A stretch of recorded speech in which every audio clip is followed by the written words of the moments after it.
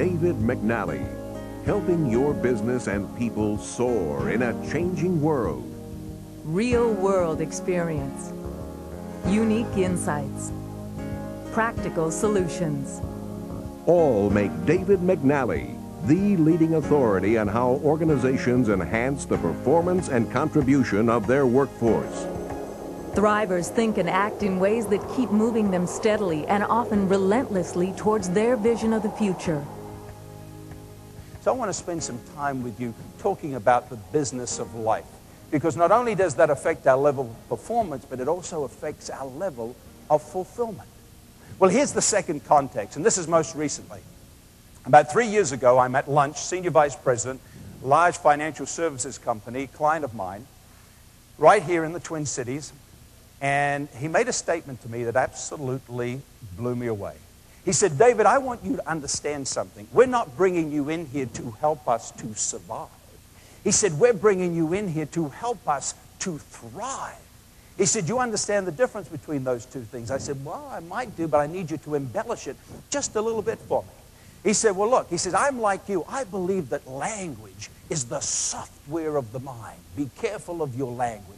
And he said, I've heard a lot of speakers talking recently about this is what you've got to do to survive in business. I've been reading articles. This is what you've got to do to survive in business. And for some reason, something was not resonating with me. And I gathered, after all, that it was in that word survive. There was something wrong with the word.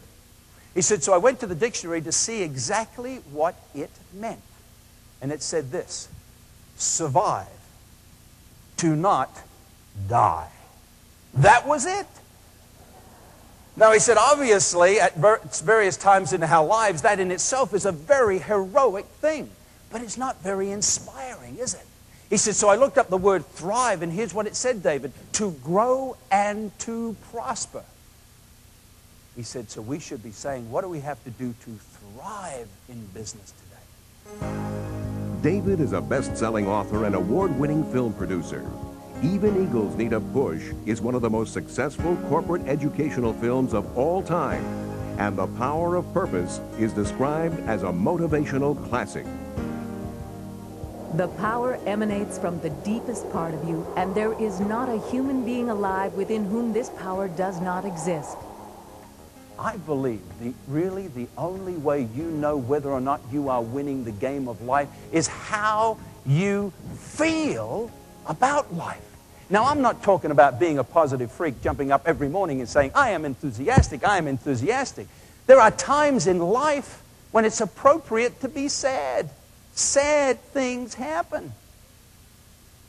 But it means that no matter what is going on in your life, you still want to participate. You still want to play the game.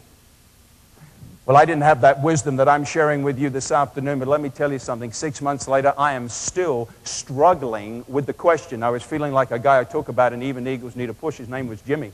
Jim's being called by his mother at 7 in the morning. Hey, Jimmy, come on, get to school. Couldn't get an answer.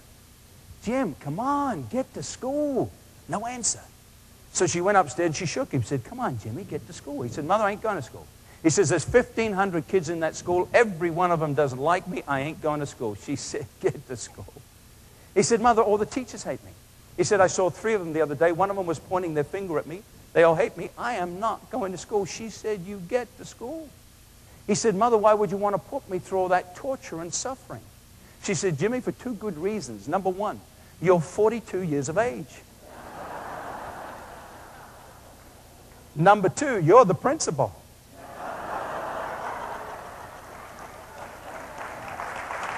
And I'm talking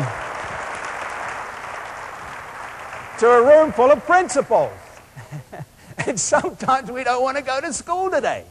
What is that school? It's the school of life. When we get wisdom, we realize it's something from which we're never going to graduate. Why? Because there's always something to learn. There's always an area in our lives in which we can grow. And as they say on the farm, when you're green, you grow. And when you're ripe, you rot.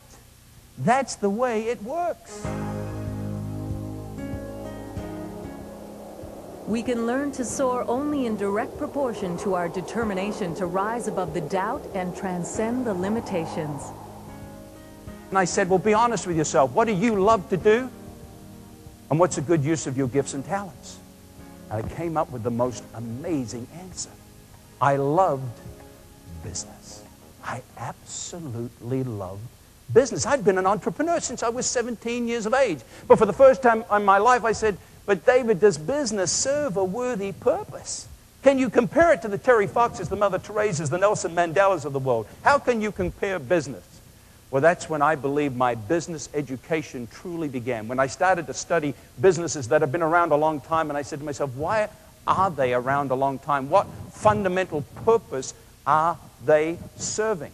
What do they do every day that makes it possible for them to grow and prosper? Well, I got, again, an amazing answer. If you went into the lobby of this convention center and you had a clipboard, and you only had one question on the clipboard, and you were asking people as they came through the door, what's the purpose of a business? What do you think 75% of them would say? To make money. Well, the purpose of a business is to make money. Of course it's to make money. What's business all about? Well, to thrive today, I think we have to take another look at that. And you remember I said to you earlier that language is the software of the mind? This is why I don't believe that the purpose of a business is to make money. This is a true story. I have a second cousin in England who spent 10 years in the clink for making money. True. Scotland Yard, the police force over there, said, this is the best stuff we've ever seen. But the Bank of England reserves the right to make all the money. The Wall Street Journal does not report on a company's makings. It reports on a company's earnings.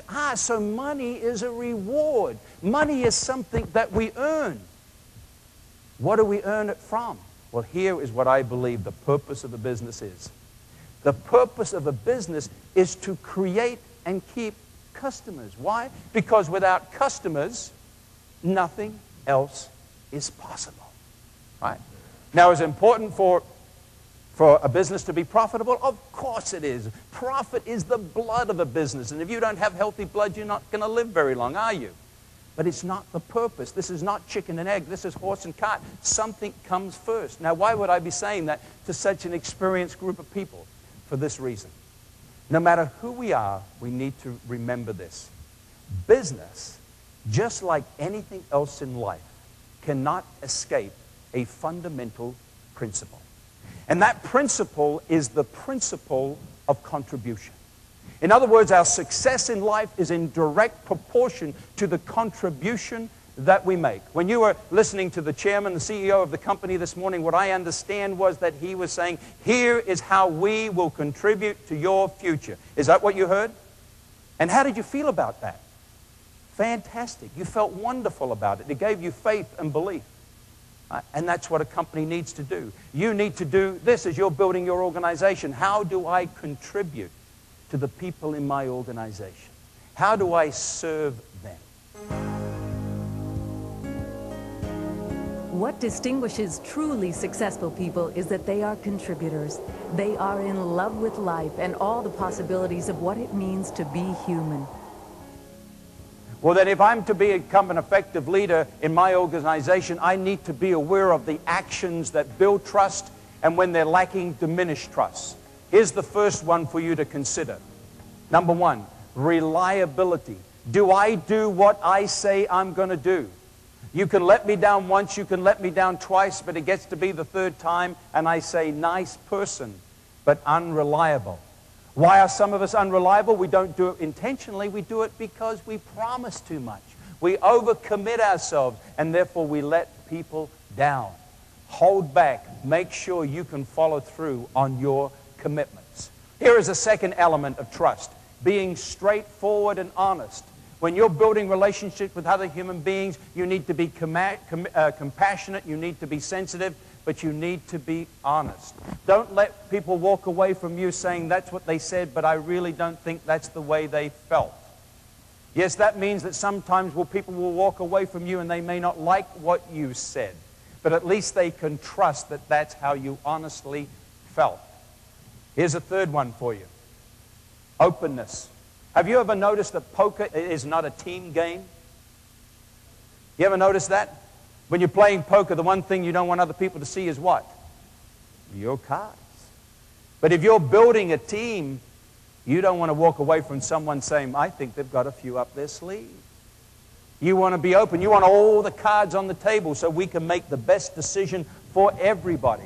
Am I open? Do I share what I need to share? Do I share the challenges as well as the opportunities? And finally, and this is the key, is acceptance. Do I come from a position of accepting a human being for who they are, not what they can do for me? Do people get to understand that when I am with them, that no matter who they are accepted by me? Because if they are accepted by you, then they will trust you.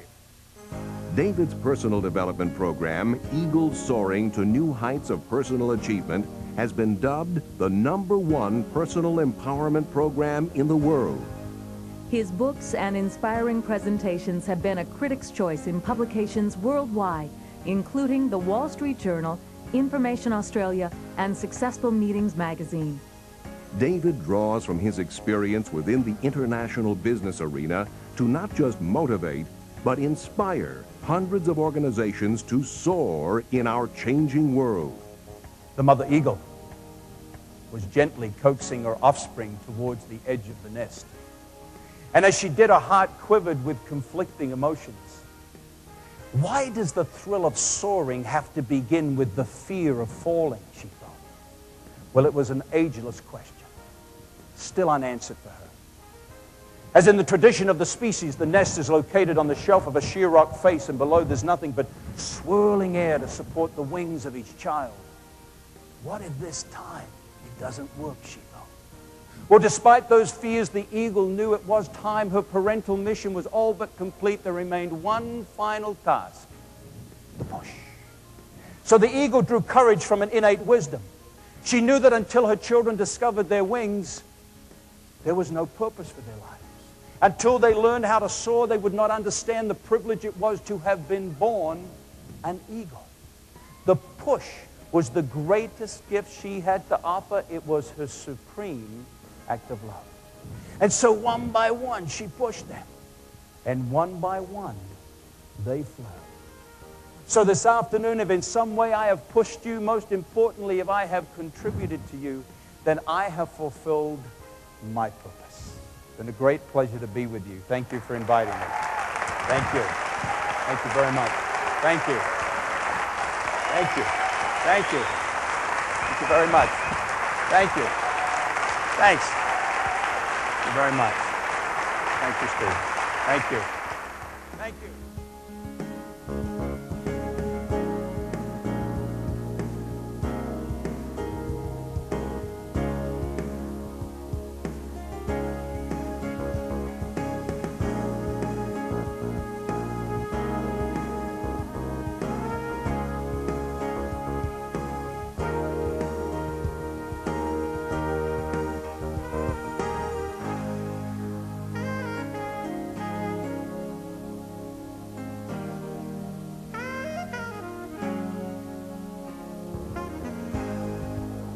For more information on how David McNally can help your business and people soar, contact the provider of this video.